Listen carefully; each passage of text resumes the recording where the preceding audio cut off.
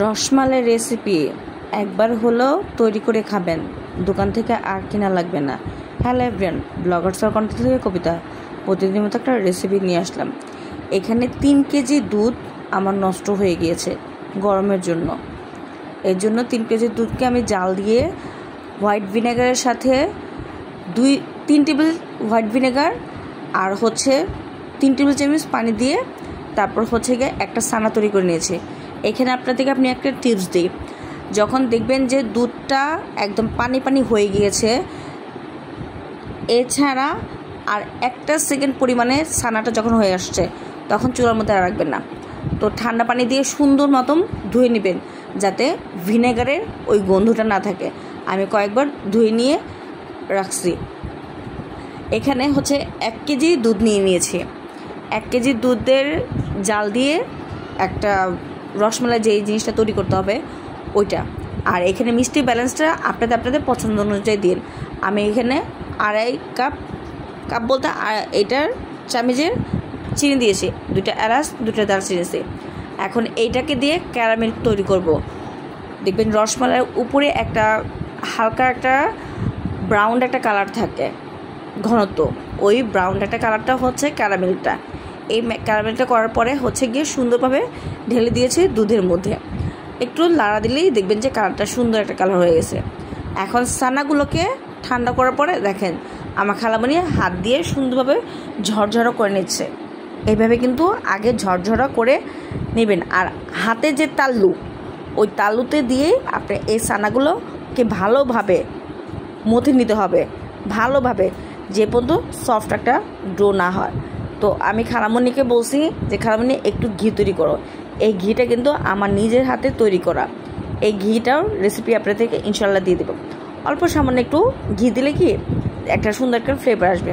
তো সেম একইভাবে খালামণি আস্তে আস্তে হাতে তাল্লুতে করে সুন্দর মসৃণ একটা ডো তৈরি করবে। ঘিটাকে সুন্দরভাবে আগে মাখিয়ে নিতে হবে। দেখেন কত সফট একটা ডো তৈরি করে ফেলেছে। এখন সুন্দর ছোট ছোট আকারে কি একটা গোল মিষ্টি শেপ দিয়ে নিতে হবে। হাতের তালুতে আগে একটু ঘি নিয়ে নেবেন।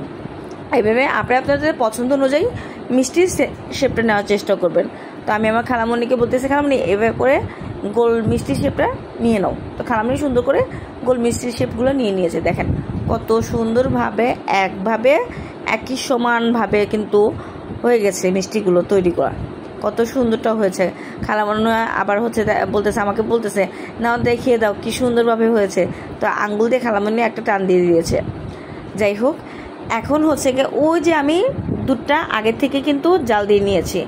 এখানে কিন্তু একটু খালামণিকে বলছি যে খালামণি এখানে তুমি পাউডার যে গুঁড়া দুধটা থাকে ওইটা দাও। ওইটা দিলে কি খাবারের টেস্টটা আর যে রসমালাই যে রসটা থাকে ওটা খেতে কিন্তু দারুণ মজা লাগে। তো এটা হাতের কাছে না থাকলে স্কিপ করবেন। তো দুধটা যখন বলক দিয়ে আসবে তখন রসমালাইগুলো সুন্দর করে কি ঢেলে দিবেন। আস্তে কিন্তু ঢালবেন যাতে গায়ে ছেটা না পড়ে। সুন্দরভাবে এবার ঢালার পরে দেখবেন এটাকে লাড়া দেওয়ার কোনো দরকার নেই। একটা ঢাকনা দিয়ে রাখবেন মিডিয়াম হাই হিটে, বলক দিয়ে যাতে না পড়ে যায়।